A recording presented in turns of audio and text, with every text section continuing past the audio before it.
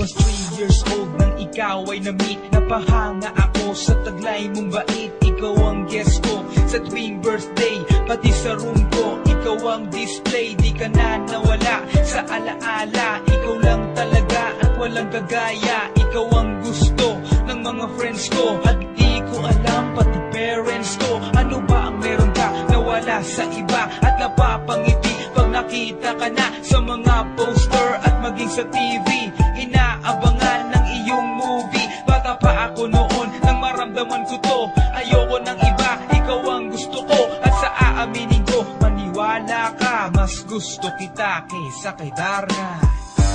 You were always gonna be mine.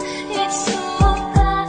다리가 도마다 꿈이 이루어질 때도 I remember to love you taught me how.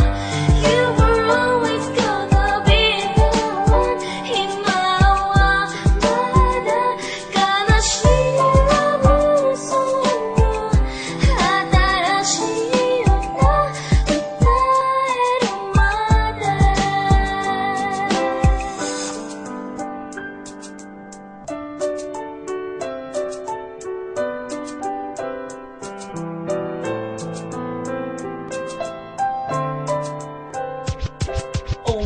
Oh why, bakit ganito? Gusto ko ikaw lang nasa tabi ko. Mga poster mo at mga magazine, sa buhay ko hindi kita kayang alisin. So pati sa cellphone at mga gamit, ikaw ang nakalagay sa aking bedsheet. Ako ay nalungkot nang ika'y nawala. Ano ba ang mali na aking nagawa?